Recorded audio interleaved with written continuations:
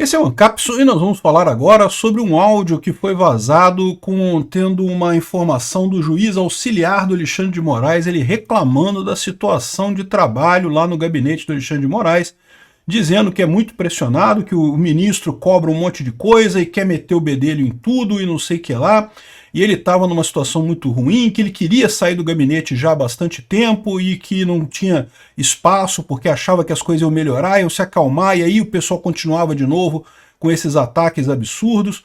Olha que coisa impressionante. Eu vou tocar para vocês o áudio aqui, é realmente impressionante. O cara que gravou o áudio, me parece que foi o Eduardo Tagliaferro, tá? E é uma gravação de uma mensagem de áudio mandada pelo juiz Ayrton Vieira para o Eduardo Tagliaferro, justamente reclamando da situação dele lá. Isso aqui é muito interessante por vários motivos. Primeira coisa, é o que eu falei sempre, todo mundo sabe que tem coisa errada nesse negócio do TSE e do STF. Todo mundo sabia que o Alexandre de Moraes estava forçando a barra pra caramba nisso daqui. Isso daqui é mais uma comprovação patente desse tipo de coisa, né? Mas tem um outro aspecto nisso que eu acho interessante também. Lembra quando eu falei para vocês que uma das saídas que o pessoal poderia fazer com o Alexandre de Moraes era justamente arrumar um caso de assédio, seja assédio sexual, assédio moral e coisa e tal? Esse caso aqui é um caso que configura lindamente assédio moral a uma pessoa. Tá na hora do pessoal tirar o Alexandre de Moraes dessa parada, acusar ele de assédio moral e suspender ele para investigar. O próprio STF pode fazer isso para se preservar. Vamos entender esse caso aqui. E obrigado aí a você que está assistindo o nosso vídeo. Se você gosta do nosso conteúdo, por favor, deixa o seu like e se inscreva aqui no canal, né? Antes de qualquer consideração, deixa eu tocar para vocês aqui o áudio, né? O áudio está aqui, ó, juiz que auxiliou a Moraes no STF reclamou. Olha só, é o Antônio Vieira falando aqui. Bom dia, Eduardo, tudo bem?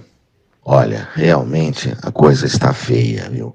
Eu não estou aguentando mais em termos físicos, psicológicos, emocionais. Eu não consigo dormir sossegado, eu não tenho tranquilidade, eu estou perdendo completamente a rigidez mental, o pouco que eu ainda tinha, viu? Realmente a coisa está feia. E é o que você disse aí, realmente, porra, até depois em questões de audiência de custódia, sabe, ele vem dando palpite, espera um pouco, né? Olha...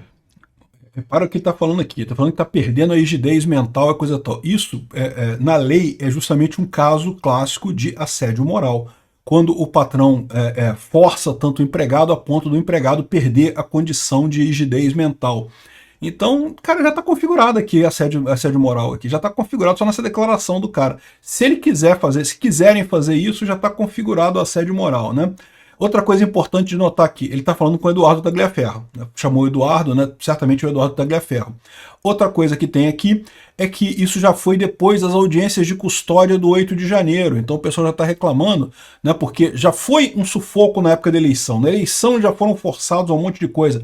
Lembra daquelas mensagens todas da vaza-toga, né? A primeira vaza-toga que saiu lá na Folha de São Paulo e coisa e tal, aquelas coisas que saíram todas lá, já forçou a barra pra caramba. O pessoal sabe, o cara é juiz, ele estudou direito. Ele sabe que, né, que essas coisas são erradas, o que o Alexandre de Moraes está fazendo é um exagero, é um erro enorme, né? Então, o que ele está falando aqui é que ele tá forçando a barra, que absurdo, o cara não deixa nada nisso, né? Vou continuar aqui ouvindo. Olha, eu não sei como vai evoluir isso, honestamente falando, mas eu sei que eu já cheguei ao meu limite. Aliás, já ultrapassei o meu limite faz tempo. E é que agora eu estou numa situação, né? Eu havia pensado, já tinha decidido antecipar a minha passagem, né? Eu falei, bom, agora que a temperatura vai diminuir, etc, etc.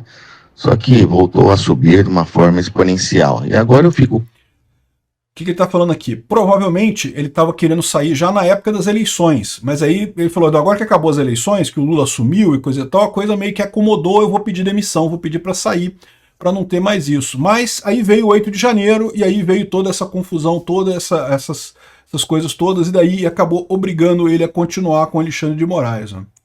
Constrangido de antecipar qualquer coisa, porque passaria a impressão de que eu estaria saindo, pulando do barco justamente no momento talvez de maior tempestade. Isso eu acho desagradável, eu não faria, né?